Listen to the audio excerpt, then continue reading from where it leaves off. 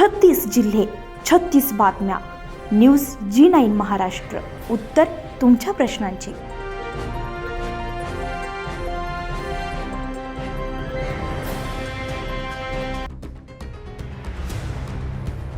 बोदवड तालुक्यातील जामठी येथे सन 2003 मध्ये तत्कालीन खासदार विकास निधीतून उभारण्यात आलेल्या हिंदू सूर्य महाराणा प्रताप सिंह व्यायामशाळेची आज अत्यंत दयनीय अवस्था झालेली आहे. येथे व्यायामासाठी येणाऱ्या तरुणांच्या सुरक्षिततेचा गंभीर प्रश्न निर्माण झाला आहे. स्थानिक तरुणांच्या म्हणण्यानुसार व्यायामशाळेच्या संपूर्ण इमारतीला पावसाळ्यामध्ये मोठ्या प्रमाणात गळती लागली आहे. विशेष म्हणजे इमारतीमध्ये विद्युत पुरवठा सुरू असून काही ठिकाणी विद्युत तारा उघड्यावर असल्याचं दिसून येत आहे.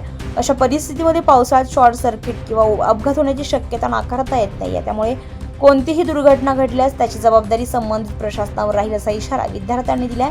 व्यायामशाळेतील अनेक जिम मशीन निकामी झाल्यात. आवश्यक व्यायाम साहित्याचा देखील अभाव आहे.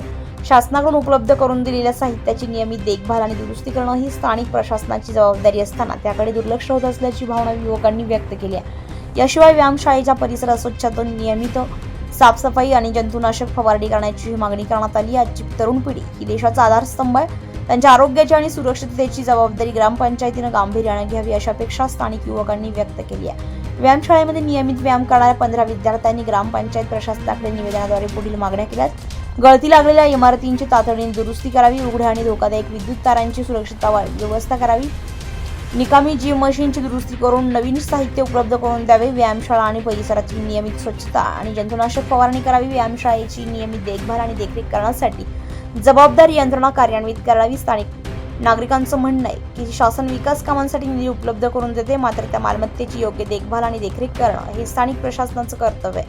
त्यामुळे जामठी ग्रामपंचायतीने याकडे तातडीने लक्ष देऊन तरुणांच्या सुरक्षिततेसाठी आवश्यक उपाययोजना कराव्यात अशी जोरदार मागणी होऊ लागली आहे. माझी या व्हिडिओच्या माध्यमातून ग्रामपंचायत प्रशासनाला अशी आपल्या गावच्या व्यायामशाळेत व्यायाम साहित्य आहे किंवा जी लाईटची व्यवस्था आहे ती त्यांनी लवकरात लवकर दुरुस्त करून द्यावी अशी मी आपल्या जनाच्या माध्यमातून ग्रामपंचायत प्रशासनाला. पाणी पण गळते तिच्यामध्ये आणि वेळोवेळी पाण्याचा त्रास पाणी कमी झाली. तरी व्यायामशाळेत विद्यार्थी किती घेतात तरी दररोज 12 ते 15 विद्यार्थी दररोज असतात. परंतु आजची परिस्थिती आहे जास्त पावसाळ्याने कारण त्यांच्या जीवाला खूप धोका आहे. धोका असू शकतो कारण वायरची कटिंग. जामठी व्यायामशाळेला पण आल्या तर काय सांगणार आहात?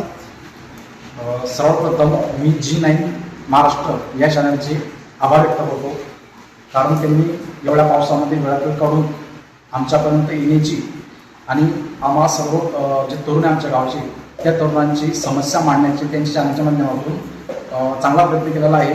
मी या चॅनलला हे सांगू इच्छितो की तुम्ही आज जे व्हिडिओ बघताय किंवा कशी परिस्थिती झाली, दररोज 10 ते 12 मुलं व्यायाम करतात. परंतु आजची परिस्थिती बघून फक्त मुलं आजची परिस्थिती बघून घरी गेलेले आहेत. आणि दादा चालू तुम्हाला एकदा करून पाहिजे ही बघा, ही विद्युत वायर 3 ते 4 ठिकाणी कटिंग झालेली आहे आणि ह्या कटिंग झाल्यामुळे याच्यामध्ये वेळोवेळी खूप वेळा करंट उतरलेला आहे. अशा गोष्टीमुळे आमच्या सर्व तरुणांच्या जीवाचा धोका आहे. तरी प्रशासनाने ह्या गोष्टीवर लवकरात लवकर अंमलबजावणी करावी अशी मी विनंती करतो G9 महाराष्ट्र या चॅनलच्या माध्यमातून. धन्यवाद. न्यूज G9 महाराष्ट्रासाठी ईश्वर वाणी, जळगाव, बोदवड.